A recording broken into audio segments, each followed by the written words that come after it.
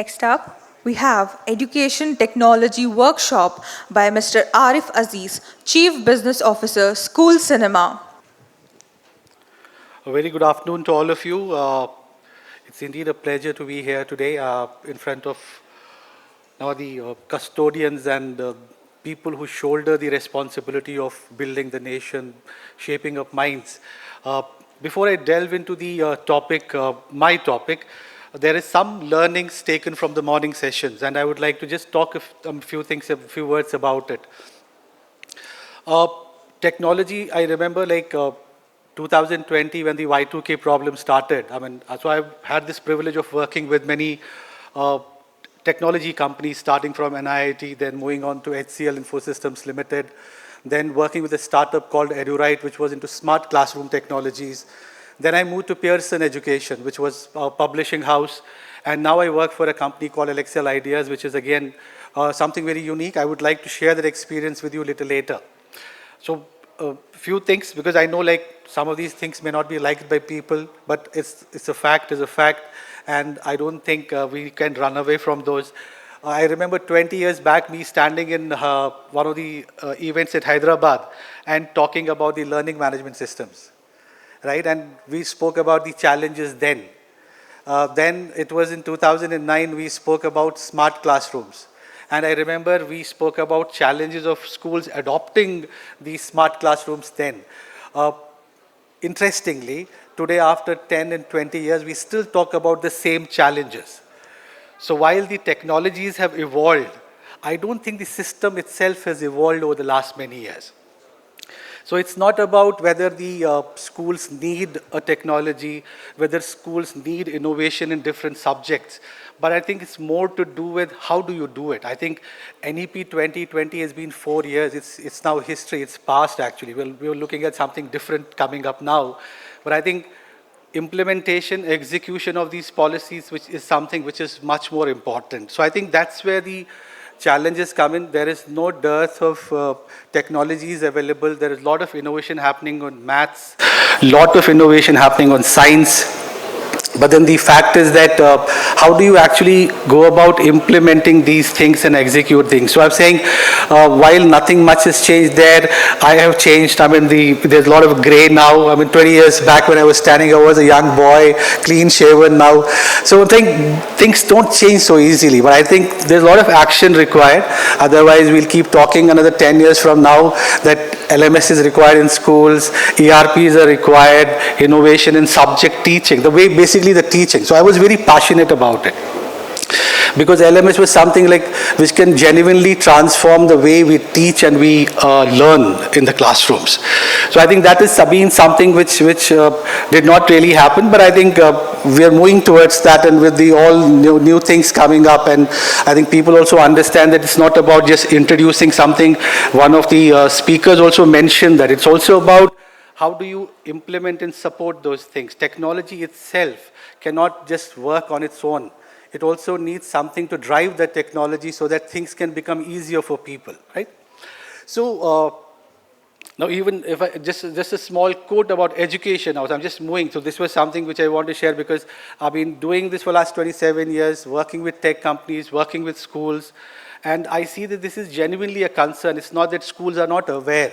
I'm sure you attend so many conferences, so many events, but what happens is, then things don't go as per the plan. There's always something, one of the ma'ams said about the blockages or the problems or the challenges, which is always there. So I think the way schools gear up themselves in order to implement these things is something which is very, very important.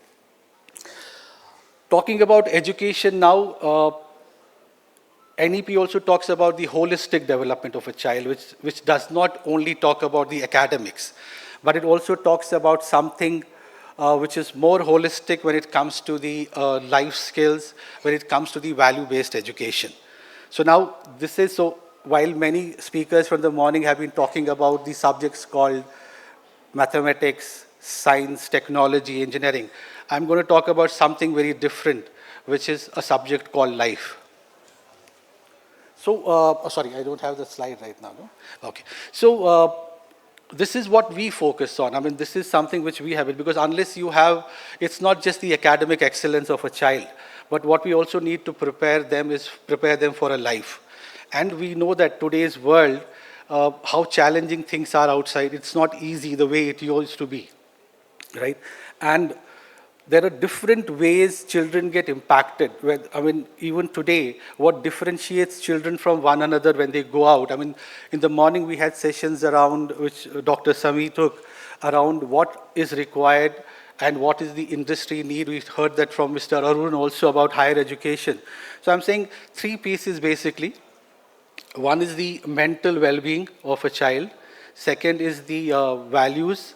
And third, very important piece is the skills which they need to survive in this world. We call it a VUCA world, right? It's a volatile, unpredictable, complicated, and ambiguous.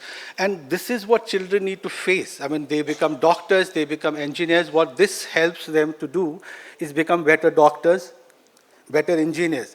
So I think this is also one reason why, like morning, one of the presenters was also talking about lots of jobs going away. I think that's what creates a fear in all of us, that we start by saying that jobs are going, but then it's actually going to enable a lot more other things also for all of us, right?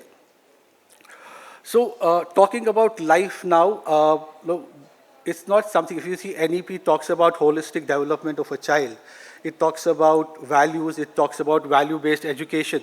But again, when I talked about technology, values is not something which NEP had to come and tell us that you need to teach children about values. I mean, go back to your religious scriptures also. Thousands of years back, you go to Holy Quran or Holy Bible or Bhagavad Gita, there's a lot of emphasis around these things, which is the values, lots of things around character building of a child, because that's what they build. They are like the ones who build these societies, right? So I'm not saying that we are not doing it. I mean, I'm sure most of you are doing life skills, value education. But what I'm going to only ask is, are we doing it the right way? Because the way we did with technology, which has been there in existence for last so many years, and still we are not up to date with the technology. I think same thing what we're doing with life skills, that we know the importance of values, we know the importance of life skills, we know the importance of the mental well-being of children. But then, again, it's about the implementation part of it. So there are some statistics which I would want to share with you.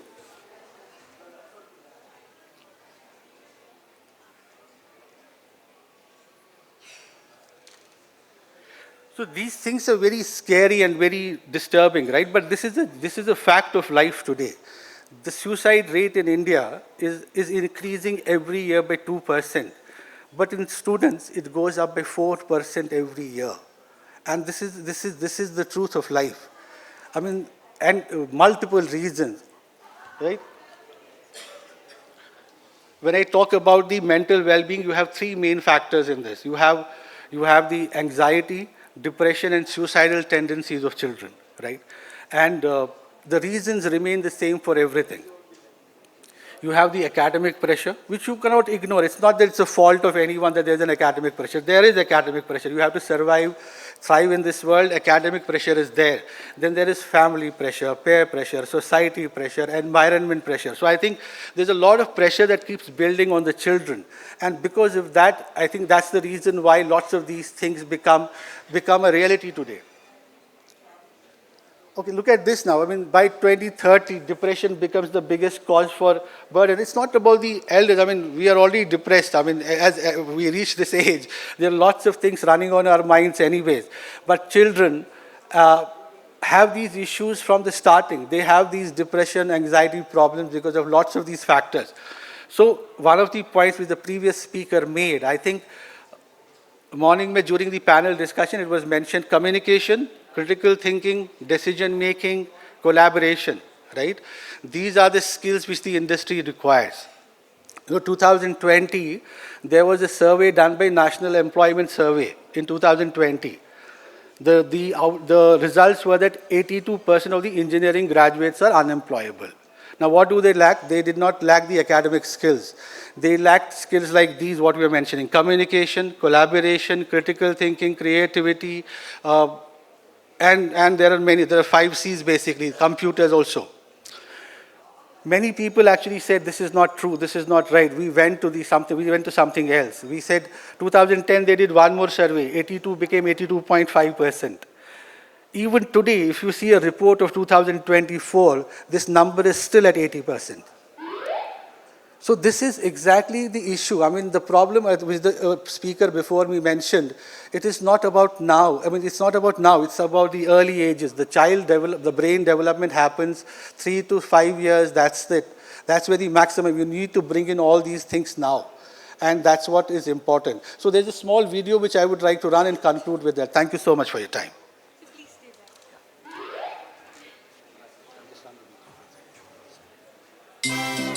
Beyond the world of math and science, there is the subject called life.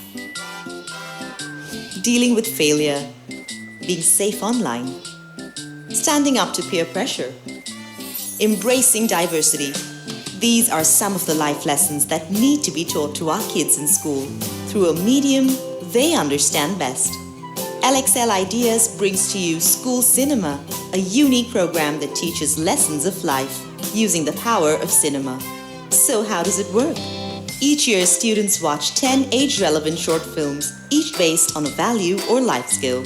They discuss the film and then work on activities and projects in their My Cinema book.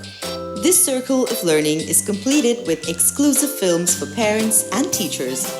The School Cinema app gives access to the whole family to watch these films. School Cinema has already reached over 1 million students across 4 countries. Its films have won 7 national awards and have featured in over 350 film festivals around the world. So come, learn with School Cinema, the subject called life. A huge round of applause. You know, in the sessions of math, science and all, there's somebody who's teaching us a subject called life. I would like to call upon Dr. Saidan Nusrat, the founder of Aryan Institute, to honor Mr. Arrif Aziz, Chief Business Officer, School Cinema. A huge round of applause.